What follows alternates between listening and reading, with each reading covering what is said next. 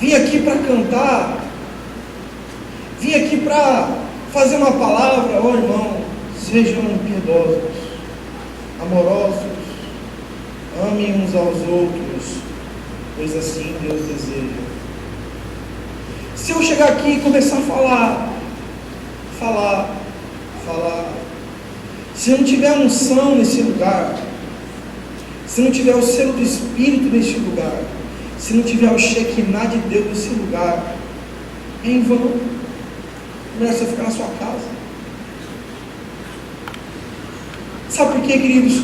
Porque o templo tem que ser cheio da glória de Deus. Olha o que a Bíblia diz em Salmo 132, verso 8. Senhor, vem para o teu templo com a arca da aliança, que representa o teu poder, e fica ali para sempre. Em nome de Jesus, eu profetizo que esse templo sempre vai ser cheio da tua glória, Senhor. Nos modifica, nos cura, nos molda, nos aperte como barro na mão do oleiro, se preciso for, aperta, desfaz o vaso, monta de novo, Jesus. Mas que eu te peço, me humilhando a Ti, em nome de Jesus, Pai, nunca permita que esse culto seja manifestação de conhecimento humano e não tenha vínculo com o poder que vem do alto. Em nome de Jesus, Pai, eu clamo por esse templo, eu clamo, Senhor, por essa igreja, por esse ministério, pelas células, que nós possamos ser representantes legítimos da Tua glória e da Tua presença. Quem crê nisso, aplauda o Senhor Jesus.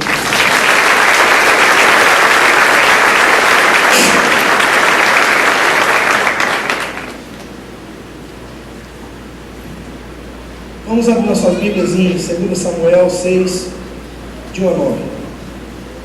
O pessoal do multimídia pula isso. Vamos prestar atenção nesse texto, que Deus tem falado muito comigo. Eu quero lê-lo com você. E todos prestem bastante atenção. E tornou Davi a juntar todos os escolhidos de Israel em um número de 30.000. E levantou-se Davi e partiu com todo o povo que tinha consigo para Balaim de Judá, para levarem dali para cima a arca de Deus, sobre a qual se invoca o nome do Senhor dos Exércitos, que se assenta entre os querubins. E puseram a arca de Deus em um carro novo, e a levaram para a casa de Abinadab, que está em Gibeá. E Uzá e Aio, filho de Abinadab, guiavam o carro novo. Eles iam à frente guiando o carro. E levando-o da casa de Abinadab, que está em Gibeá, com a arca de Deus, Aiu adiante da arca. E Davi e toda a casa de Israel festejavam perante o Senhor, porque onde tem a presença de Deus, a festa. Preste atenção, que isso é importante. Perante o Senhor, com toda sorte de instrumentos, de pau, de faia. Ah, pastor, eu não gosto de tanto instrumento na igreja. Você não gosta da arca de Deus, porque onde tem a glória de Deus, a manifestação da glória de Deus, com tudo aquilo que nós podemos fazer barulho e agradecer ao nome de Jesus. De pau e faia, como também com harpas, e com saltérios, e com tamborins, e com pandeiros, com símbolos. Foi quase um pagode gospel. Chegando a ele de Nacon, estendeu a mão à arca de Deus e pegou nela, porque os bois a deixaram pender. Então a ira do Senhor se acendeu contra Uzá, e Deus o feriu ali por esta irreverência, e morreu ali junto à arca de Deus. E Davi se contristou porque o Senhor abrira rotura em Uzá, e chamou aquele lugar de Pérez Uzá até o dia de hoje. Veja, queridos, a minha pergunta para vocês, para mim, vamos entender esse texto? Vamos entender. A Bíblia diz que a arca tinha sido levada embora pelos filisteus. Os filisteus pegaram a arca, levaram para o templo de Dagon e lá se estreparam. A Bíblia diz que além de Dagon se prostrar e ter os seus braços e sua cabeça decepada literalmente pela glória de Deus, além disso tudo, ainda todos os moradores daquela terra se encheram de caroço de câncer. Porque tentaram colocar a glória de Deus no lugar onde ela não era para estar. Porque toda vez que uma pessoa tenta mexer com o sagrado e não é santo, ele quebra a cara. E aí, o que aconteceu? A Bíblia diz que, e temeu Davi naquele dia, e disse: como virá a arca do Senhor a mim? Como que acontecerá isso? Vamos para o próximo slide, por favor. Como que a arca, temeu Davi ao Senhor naquele dia e disse: como virá a mim a arca do Senhor? Como que a presença de Deus quer encher a sua vida e a minha vida? A gente tem que ter temor, e hoje eu vejo a igreja, muitas vezes ela perdeu o temor do Senhor. Elas perderam o referencial. Parece que santidade é uma palavra, evangelho até está na moda, mas santidade não.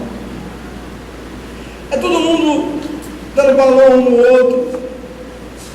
É um Sodoma e Gomorra dentro das igrejas. É ministro de louvor que é mais prostituta muitas vezes do que as prostitutas que ganham por dinheiro, mas a outra ganha por dinheiro, nem isso. É uma irreverência à presença do Senhor tão grande. Alguns têm uma vida dupla e fora da igreja têm uma vida toda desconectada com santidade. Chega aqui, aponta o dedo para os irmãos e diz: eu não concordo com isso, não gosto daquilo. Olha, onde já se viu aquela saia? Ele cansou de ver a mulher pelada na internet, vem aqui e diz: a saia é curta. Queridos, a presença de Deus, ela exige reverência. A Bíblia diz que a arca de Deus foi retirada daquele lugar onde ela tinha sido levada pelos próprios filisteus para poder ser livre da arca, que estava trazendo maldição para eles. E a Bíblia diz que Davi foi buscar aquela arca, colocou ela num carro, e um carro de bois, e eles estavam passando num lugar chamado Eira de Nacon. A palavra Eira de Nacon significa lugar onde não se pode tropeçar. Olha que coisa interessante. E a Bíblia diz que o boi tropeçou. E a Bíblia diz que a arca pendeu. E diz que usaram uma atitude impensada, foi e colocou a mão. Deixa eu fazer uma pergunta para você.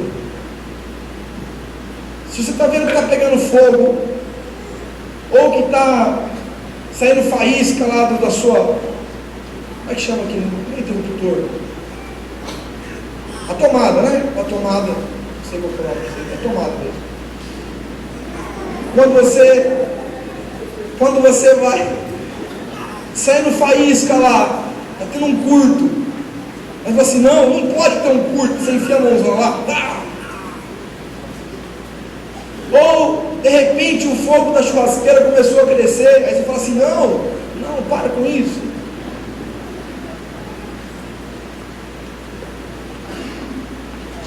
Primeiramente, quero fazer uma pergunta assim: quem deveria carregar a arca da aliança? Diga comigo assim: levitas, sacerdotes. A Bíblia diz que a arca deveria ser carregada nos ombros. Diga comigo: nos ombros. Davi, acho que ficou com dó dos levitas, falou assim: eu vou arranjar uns boizinhos, coloca numa carrocinha e vai levando isso daí para que não tenha nenhum tipo de problema. E sabe o que isso nos explica? E que muitas pessoas estão vivendo hoje o Evangelho, o subproduto daquilo que Deus quer que elas vivam, elas estão vivendo porque elas estão terceirizando o preço para levar a glória de Deus em si. Como assim, pastor? Meu querido, por que você não está bem com Deus? Meu líder. Não, meu líder não. Por que você está indo na igreja? Porque tem muita fofoca. Por que você está indo na igreja? Porque falaram de mim, eu não gosto que falam de mim. Se não quiser falar de você, você tem que ir para o céu. Aconteceu um episódio, e quando eu comecei a ver isso, eu aprendi com a pastora Regina de São Paulo. Ela falou assim: pastor, eu chego com a pastora e falou assim: você quer ir na igreja? Por que você não quer ir na igreja? Eu não quero ir na igreja porque eu acho que está sem unção, não sei o que lá. Você não fala a verdade, vem cá, filho. Você está louco para voltar para o terra, é isso? Você está louco para voltar para a balada? Você está arranjando desculpa para dizer isso? Não é falar a verdade. Aí a pessoa fica: que isso? Pensar isso de mim? E é de praxe, ele sempre fala assim: por que você não está mais gostando de ir na igreja? Porque antes era porque estava calor. Aí colocou ar, porque agora está frio. Todo mundo vai achar sempre uma desculpa. Mas quando nós vamos entrando na conversa com a unção do Espírito, vamos buscar no coração, nós vemos que a essência disso é pecaminosa. Por que você não está indo na célula? Ah, porque não gostei do que o meu líder fez. Não é porque você não gostou do que o seu líder fez. Na verdade é porque você não quer comprometimento com o Evangelho. É ou não é? Pastores estão sendo duros demais em tudo. É a verdade. Porque lembra do momento que você mais estava cheio do Espírito Santo, lembra? Lembra? Nossa, essa época eu nunca tive tão bem com Deus na minha vida. Você faltava na igreja? Você deixava de ir nas células? Você deixava de buscar o Senhor na sua casa? Não. Mas aí, chegamos na igreja, nós vamos começando a aprender e a entender que para vivermos a glória de Deus em nós, materializada em nós precisamos pagar um preço. Antes, passava a mulher rebolando, né? Dizendo, vem em mim que eu estou facinha. E o cara já pegava e já vinha colocando a placa. Aceitou Jesus, não posso mais olhar. Antigamente, tinha os meus negócios, e os meus negócios, eu sempre ganhava dinheiro, porque eu sempre dava uma fraudada ali, um balãozinho a alguém ali, eu enganava uma pessoa colar, mentia para todo mundo nos negócios. De repente eu me converti. Carregar a arca da aliança, carregar Cristo em mim, carregar o Espírito Santo aqui dentro exige santidade. E aí eu comecei a ver que para poder manter o meu padrão de vida financeiro, eu tinha que continuar dando balão nos outros. E aquilo começou a pesar no meu coração. Eu falei, não, eu acho que o líder está sendo muito autoritário. Não é. Porque eu acho que o culto está assim. Não, porque eu acho que às vezes as pessoas da igreja pensam aquilo.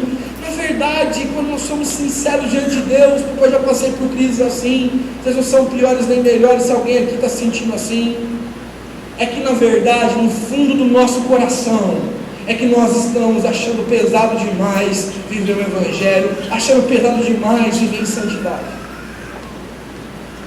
Nós terceirizamos. Então, eu vou pedir ajuda para carregar minha santidade para o meu líder. Eu vou pedir ajuda para carregar minha santidade para o pastor. Eu vou pedir ajuda para ser santo para a igreja, porque se eu não for santo, a igreja fica culpada. Se eu vou pedir ajuda para o meu irmão em Cristo, porque ele é meu amigo, para minha esposa, para o meu marido, as desculpas sempre são atreladas a pessoas, a alguém. A gente vai terceirizando a responsabilidade de dizer assim para a gente: eu sou responsável pela minha espiritualidade. Eu digo para as pessoas, vou dizer aqui em culto domingo à noite, para não saber, culto principal da igreja. A pessoa já vem e fala assim: pastor, eu não estou me sentindo bem na igreja. Eu falei assim: meu irmão, vai com Deus onde você vai se sentir bem. Vai ser abençoado num lugar, mas por favor, não pare na berlinda aí não, em algum lugar trágico da espiritualidade aí, sendo vítima de Satanás. Vai para um lugar onde você cresça espiritualmente, e vice-versa. Alguém chegar para mim e falar assim: pastor, eu estou mal na minha igreja, eu não cresço espiritualmente, eu não sou uma bênção, eu não consigo sentir Deus na minha vida. Mas pela tradição, pelo meu amigo, pelo meu irmão, pelo não sei o que lá. Eu falei: pelo amor de Deus, a primeira e a coisa mais importante da sua vida é a sua salvação, antes de qualquer coisa. A coisa mais importante é você ser salvo, é você estar firme, posicionado com o Espírito de Deus, íntimo com Ele, crescendo espiritualmente, conhecendo mais de Deus e deixando ser conhecido por Deus.